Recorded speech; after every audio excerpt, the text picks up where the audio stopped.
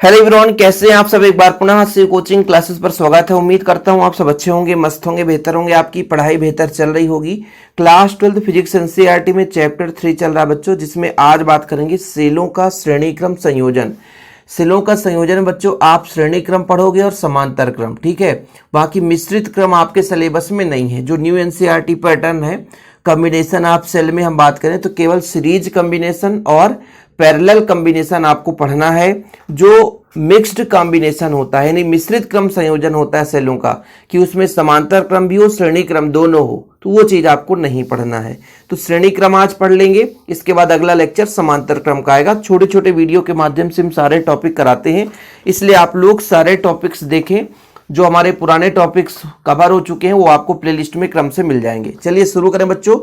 श्रेणी क्रम संयोजन में हम किस प्रकार संयोजित करते हैं। जैसे कई सारे सेल हैं हमारे पास, तो जो हमारा पहला सेल होता है उसका ऋणात्मक वाला भाग है यानी ऋण ध्रुव दूसरे सेल के धन ध्रुव से जुड़ा रहता है। फिर दूसरे सेल का ऋण ध्रुव जो है तीसरे सेल के धन ध्रुव से जुड़ा होता है बच्चों। और इसी प्रकार हम कई सेलों को जोड़ देते हैं क्रम से, मतलब तीसरा, चौथा, पांचवा, छठा, सातवां, मतलब 10 भी जोड़ सकते हैं, 15 भी जोड़ सकते हैं। यानी सेलों के श्रेणी क्रम संयोजन में अपन करते क्या है कि भाई जो हमारा पहला सेल है उसका ऋणात्मक ध्रुव दूसरे सेल के धनात्मक ध्रुव से जुड़ा रहता है।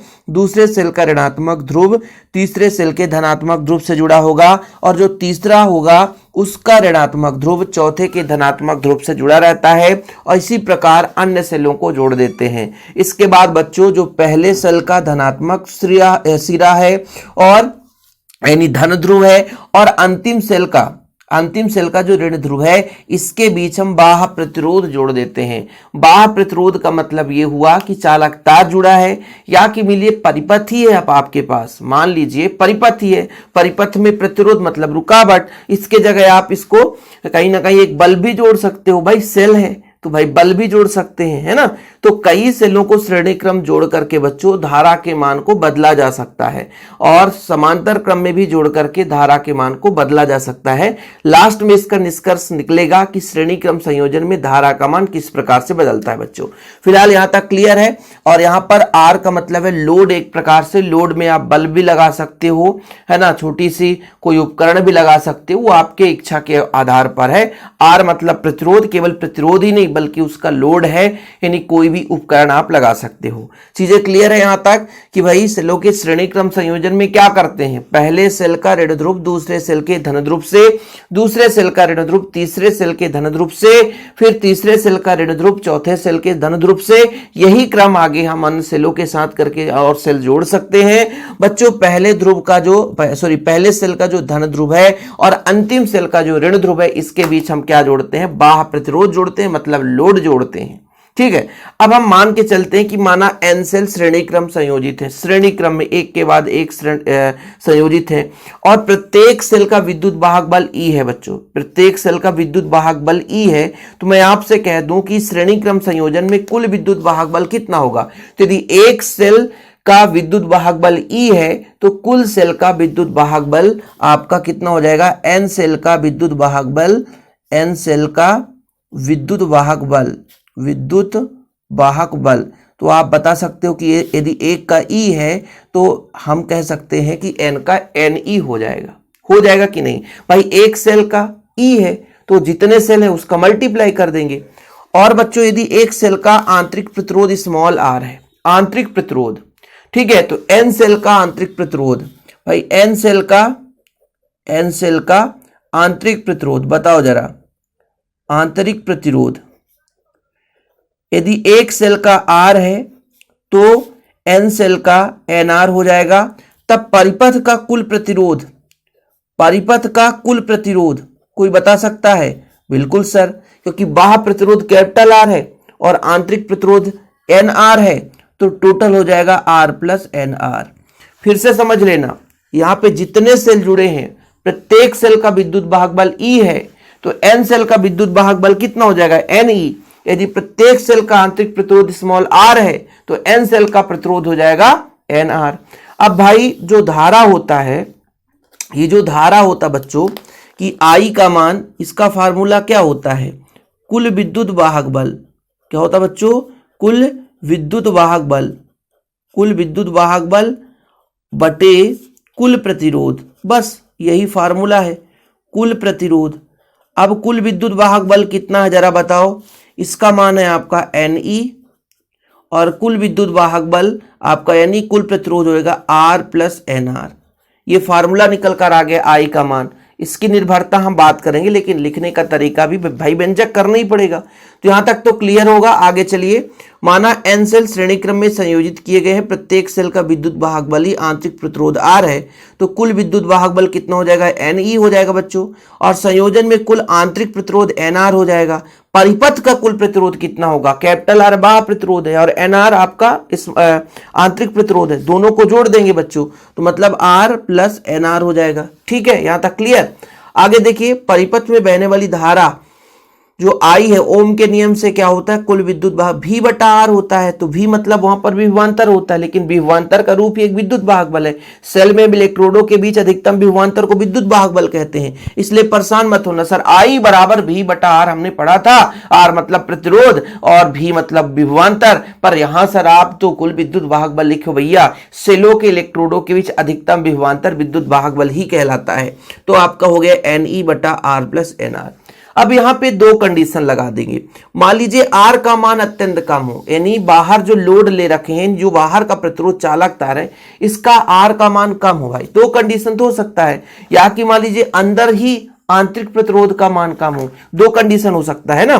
पहला कंडीशन तो ये है, देखिएगा, पहला कंडीशन हमारा ये है बच्चों, दो कंडीशन हो सकता है। ठीक है, कंडीशन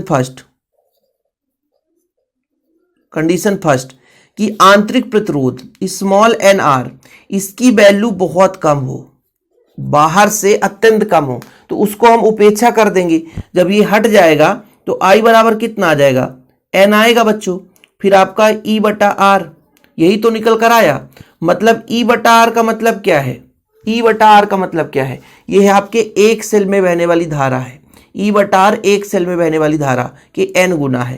कहने का मतलब जब आंतरिक प्रतिरोध बहुत कम होता है, आंतरिक प्रतिरोध बहुत कम होता है, तो संयोजन में बहने वाली धारा जो होती है, एक सेल में बहने वाली धारा के n गुनी होती है बच्चों, n गुनी होती है। देखो ना जरा भाई, NR मतलब आंतरिक प्रतिरोध का मान बहुत कम है, तो भाई ये जो आपका है I का मान आ गया n गुणे एक सेल में बहने वाली धारा, एक सेल में बहने वाली धारा, यानी परिपथ में जो टोटल धारा का मान है वो एक सेल में बहने वाली धारा के n गुनी है। पहला कंडीशन हो गया, ये पहला कंडीशन हमने लगाया। दूसरा कंडीशन, यदि R का मान ही कम हो जाए, बाहर के R का मान कम हो जाए बच्चों, ठीक है, NR से, आंतरिक प्रतिरोध से इसी का मान कम हो जाए, इस स्थिति में क्या हो जाएगा, I बराबर हो जाएगा आपका Ne बटा NR। भाई इसको हटाएंगे, यहां से इसको हटा देंगे, जिसका मान कम है उसकी उपेक्षा करेंगे, कुल मिलाकर हो जाएगा E बटा R। ये हो गया, मतलब जो टोटल I का मान है केवल एक के लिए हो जाएगा, ये n गुना में था, ये केवल एक सेल में बहने वाली धारा के बराबर हो जाएगा, केवल एक सेल में बहने वाली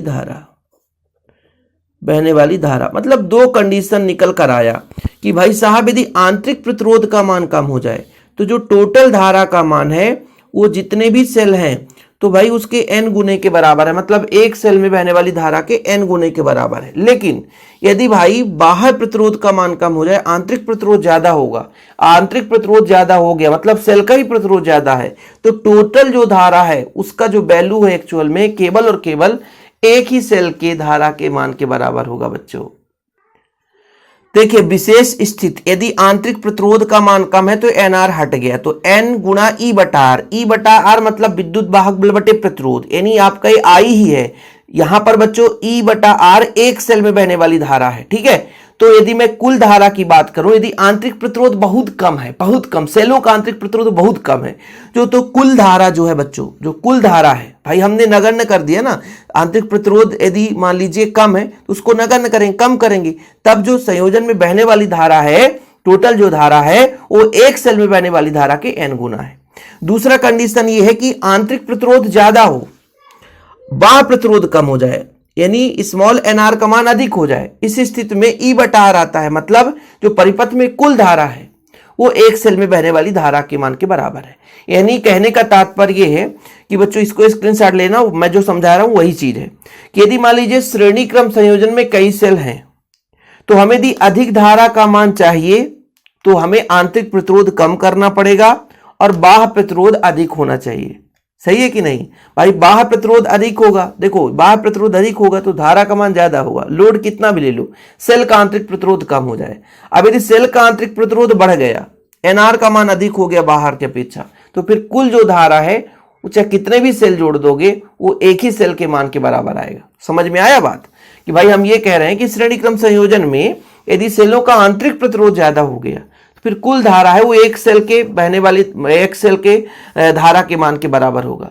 लेकिन यदि आंतरिक प्रतिरोध कम हो गया तो जितने भी सेल हैं उसके मल्टीपल में प्राप्त होगा, मतलब उतना गुना धारा प्राप्त होगा बच्चों। तो ये कंसेप्ट भी क्लियर हो गया होगा, विशेष स्थिति भी मैंने समझा दिया। आप लोग स्क्रीनशॉट ले लिया करो, नहीं तो फिर बाद में कहोगे सर स्क्रीनशॉट नहीं लिया। और नोट्स लेना है तो कांटेक्ट नंबर मैं हमेशा देता हूं, मात्र 100 रुपए चार्ज लगता है बच्चों। 96 85 29 91 49 ये मेरा पर्सनल नंबर है, इस पे आप कांटेक्ट करके नोट्स ले लें, प्रॉपर रूप से तैयारी करें, है ना। जो भी टॉपिक्स होता है पूरा क्लियर आपको नोट्स में मिल जाता है। तो फिलहाल आज के लिए इतना ही। वीडियो पसंद है तो लाइक करके शेयर करिएगा। चैनल में पहली बार है, चैनल को सब्सक्राइब कर लें। जय हिंद, वंदे मातरम।